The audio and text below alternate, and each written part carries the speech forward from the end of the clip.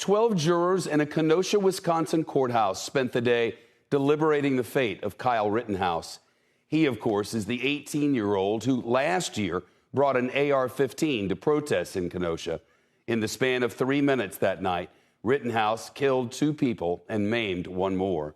After almost 2 weeks of testimony, the judge began the deliberation process this morning in a very unusual way, telling the defendant himself to randomly choose the jurors who they would be. Rittenhouse selected 6 slips of paper from an old school sort of spinning lottery tumbler. Those 6 were named alternates, and the 12 slips that he did not choose became the final jurors. He did it in open court.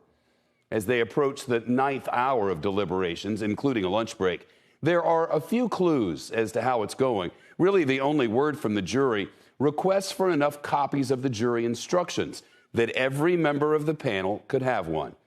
Of course, the central question they're considering: did Kyle Rittenhouse go to Kenosha, as the defense contends, to protect property, offer medical aid, and help people in the community at a time of heightened tensions and the torching of buildings? Or did he go, as prosecutors put it, as a chaos tourist, seeking vigilante justice, using a gun he was too young to purchase on people who should never have been shot? David Henderson joins us, civil rights attorney, CNBC contributor. David, in the last few minutes, we got word that the jury's going home for the night, so they'll start up again tomorrow morning.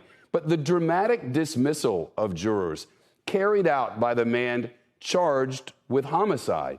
Have you ever seen this done? And is there a way that might have an effect on the jurors or no?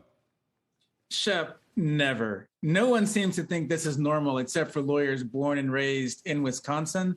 I've never seen it handled this way. Typically, you know who your core 12 jurors are. Then you know who the first, second, third, fourth, all the way down the line alternates are, which helps you strategize. Now, whether or not it's going to make a difference for this jury makeup, I really don't think so, Shep. It's been such an unusual case. And the things you need to know about these jurors, you can't tell simply from looking at people the way you often can in a trial. I made some calls, and it's my understanding that most often, not always, but most often, a court clerk would take over that process.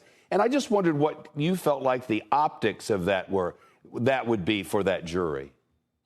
You know, Shep, I think the optics are bad and it's unnecessary. You know, is it necessarily wrong versus a clerk? No, because I think it's still random. But in a courtroom, it doesn't just matter what's proper, but the appearance of impropriety also matters. So here it does look like an unusual connection between Rittenhouse and the judge. And this is not the first time we've seen that during this trial. The jury today asked for 11 additional copies of the first 6 pages of the instructions, and then they got all the rest of them.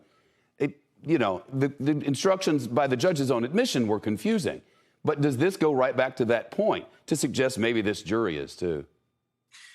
I think confusing is an understatement, Shep. I've been talking through these instructions with other lawyers just to make sure I've got them right when I'm talking to you about them. And everybody I talk to about them is extremely confused. And trying to interpret what the jury's thinking is much like reading tea leaves. You never really know. But what's interesting about them asking for those first 6 pages is it talks about self-defense in general, but what's more notable is it ends right after the instructions relating to the crimes involving Rosenbaum, which means that for whatever reason, the jury is currently focused on discussing those. And if there's one thing you think might be something where there could be division in a jury room, of course, I know better than to ask this question because you just never know from outside it. But I just wonder if your head's anywhere in particular.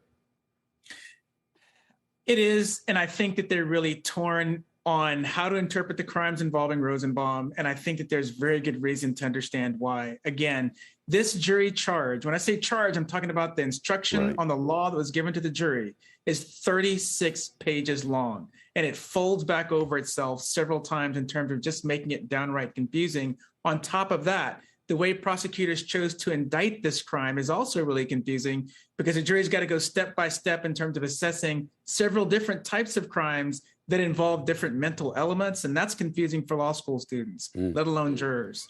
David Henderson, as always, thank you.